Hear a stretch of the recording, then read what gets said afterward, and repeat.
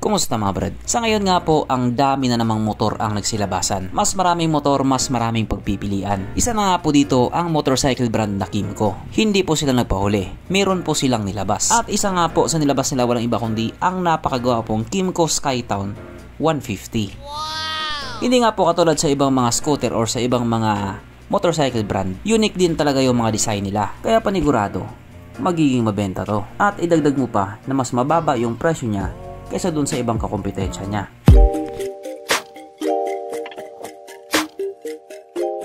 Pero syempre bago tayo magpatuloy, kung bago ka pa lamang napadpad dito sa aking walang kwentang channel, huwag mo subscribe. So yun na nga. Sa ngayon nga po, unti-unti na talagang nilalabas si Kymco yung mga motor nila na dati available lang sa ibang bansa. Sa sobrang higpit kasi ng kompetisyon, kailangan talaga nila makipagsabayan. Sa paglabas nga po ng motor na ito, marami din talaga ang natuwa. Alam naman po natin na quality talaga ang brand na Kymco. Oo, hindi man siya kasali sa The Big 4, pero yung quality naman niya, kasing tibay din doon sa The Big 4. Kaya dahil dyan, pag-usapan na naman natin kung bang meron sa motor na ito at kung gaano nga ba talaga siya kaganda. So ito nga po ang Kymco Skytown 150 na mayroong 150 cubic centimeter engine displacement, 4-stroke single cylinder, single overhead cam with 2 valves. At dyan nga po sa pagiging 2 valves niya, magre-reklamo na naman sila. Sila na walang pambili. Bakit daw kasi hindi ginawang 4 valves? O diba? Masyadong demanding. Fuel injected, kaso lang ito po ay naka-air cooled pa din.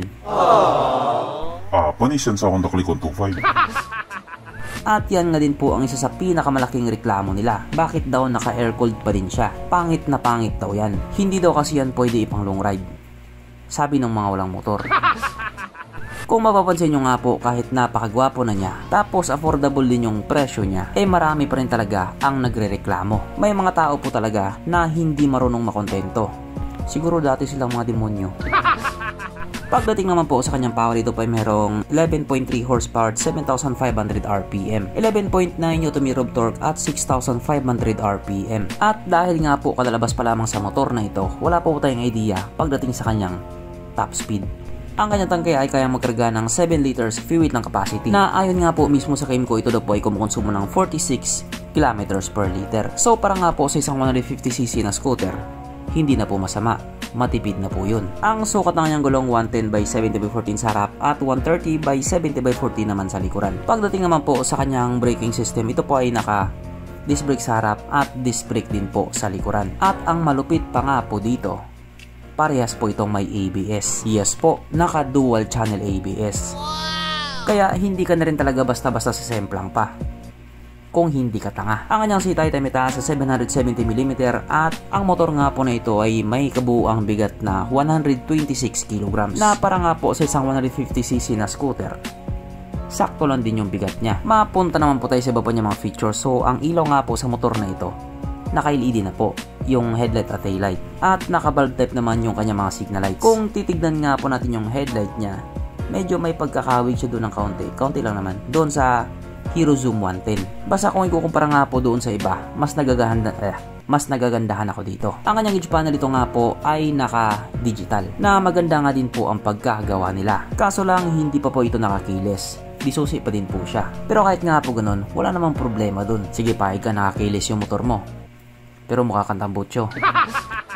At kung mapapansin nga po ninyo, meron po siyang malapad na windshield. Para nga po doon sa mga nagsasabing hindi ito pwede pang long ride kasi nga naka-air cooled, wag po kayong maniwala doon. Pwede po ito pang long ride. Tapos tama-tama yung windshield niya kapag nakasunod ka sa isang truck na basta may truck. Pag nakasunod ka kasi sa truck, automatic yung may alikabok talaga na kakainin mo. Pero kung malapad yung windshield mo, mas maiiwasan mo yung mga alikabok. At syempre, hindi po mawawala sa motor na ito ang kanyang USB charging port na para kahit saan ka nga po magpunta, hindi ka na mangangamba na baka malobat yung cellphone mo kasi nga manonood ka pa ng Pornhub.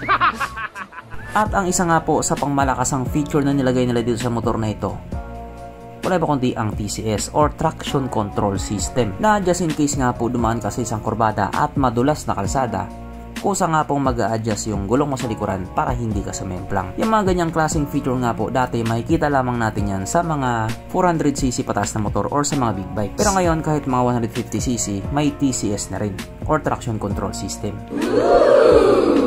At nandito na nga po tayo sa exciting na part, ang kanyang mga suspension. So sa harapang bahagi nga po ito ay ginamitan ng telescopic fork at sa likuran naman ito po ay gumagamit ng dual shock absorber na ayon nga po sa mga taong nakagamit sa motor na ito, maganda ang bounce.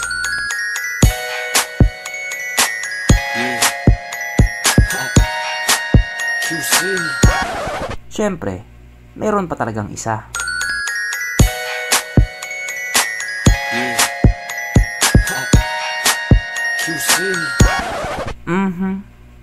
Panigurado.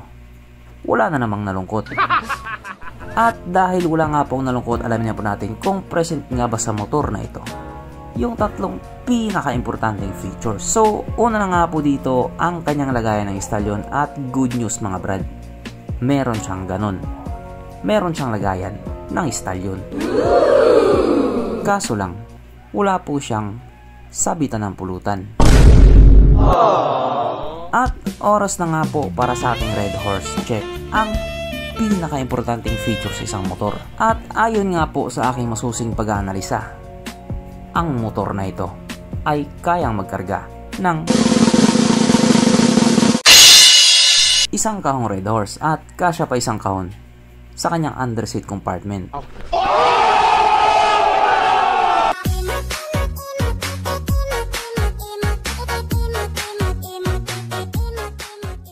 So therefore ang motor na ito ay talagang recommended. At pagdating nga po sa presyo niya, ito nga po ay nagkakalaga ng 118,500 pesos. So para nga po sa ganito kagwapong Skytown 150, sulit na po yung presyo niya. Pero sa ngayon, Youngstown pa lang talagang afford ko.